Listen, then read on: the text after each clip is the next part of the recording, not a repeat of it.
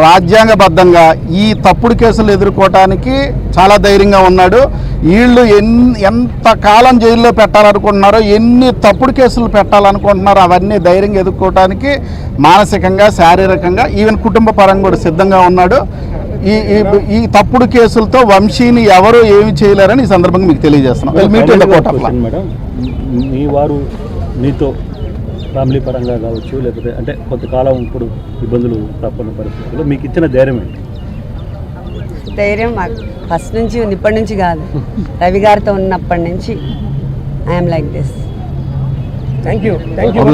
అదే ఇంతవరకు ఏ బేస్ మీద మీకు మార్నింగ్ ఒక నోటీస్ ఇచ్చారు కదా మేడం, మిమ్మల్ని వాళ్ళని అరెస్ట్ చేస్తున్నారు? Notice only sections mentioned, not the grounds of arrest and what cause was arrested అవన్నీ ఏం లేవు. మీరు లోపలికి వెళ్ళారు కదా స్టేషన్ లో, అడగలేదా? ఇప్పుడు అడిగాం కదా, అడిగితే వాళ్ళు ఇంకా ఇవ్వలేదు. అన్ని ఒకటేసారి ఇస్తాము రిమాండ్ కి తీసుకెళ్ళినప్పుడు అని దే ఆర్ టెల్లింగ్. ఇవ్వాలి కదా, అదే ఇవ్వలేదు. అందుకే కదా మేము అడిగాము, కానీ ఇవ్వలేదు. అందుకే లాయర్ని కూడా పంపించమంటే ఆయన కూడా అదే అడిగారు. ఇంతసేపు దానికోసమే కూర్చున్నాం. ఏం చెప్పారు? We're not going to give now, రిమాండ్కి తీసుకెళ్ళినప్పుడు అన్ని పేపర్స్ ఒకటేసారి we're going to give. Then how are you going to prepare? మేము ఎలా ప్రిపేర్ అవ్వాలి? That's what we asked. అంటే ఎందుకు ఒక మనిషిని అరెస్ట్ చేశారు అని ఎంతసేపు ఉంచడం కూడా illegal detention. That is what law. వాళ్ళు ఎఫ్ఐఆర్ ఇస్తేనే కదా మేము ఏమైనా చేయగలం. అంటే గ్రౌండ్ రీజన్స్ ఎందుకు అరెస్ట్ చేశారు అనేది ఇంకా దే ఆర్ నాట్ రివీలింగ్ కదా.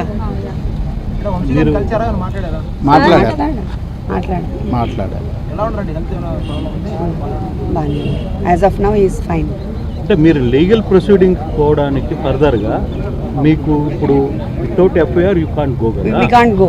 సో మరి 1 డే అయిపోతుంది ఆల్మోస్ట్ ఆల్, మీరు లీగల్ ఇప్పుడు కాసేపట్లో మెజిస్ట్రేట్ ముందు హాజరుపరుస్తారు. సో అటువంటి సందర్భంలో అదే మనం చెప్తాం అక్కడ, వి కాంట్ టెల్ ఎనీథింగ్. మీరు మెజిస్ట్రేట్ ముందు మీరు చెప్పే అవకాశం ఉంటుందని అనుకుంటున్నారా? ఆయన చెప్తారు, ఇంకా మనకి ఎట్లా అవకాశం ఉంటుంది? ఇప్పుడు మనకి ఎఫ్ఐఆర్ ఇవ్వనప్పుడు, సర్వ్ చేయనప్పుడు, బట్ మన చేతులు ఏముండదు కదా. We can't proceed further. So overall episode ఎట్లా అనిపిస్తుంది? ఎపిసోడ్ నేను పొద్దున్న నుంచి చెప్పాను, ఎవ్రీథింగ్ ఏం అర్థం అవ్వట్లేదు. ఎప్పుడో జరిగినప్పుడు 44 మంది కేసు పెట్టారు. 44 మంది కేసు పెట్టడంలో ఎవరు దాన్ని ప్రేరేపించారు, ఎలా జరిగింది, స్టేషన్లో ఎలా పెట్టారు, ప్రెస్ మీట్ అనేది అందరికీ తెలుసు. 44 మంది పెట్టారు. అప్పుడు సిఐ గారు కూడా గాయపడ్డారు. తర్వాత దాన్ని ఎక్కడ కుక్ చేశారు? 91కు కుక్ చేశారు.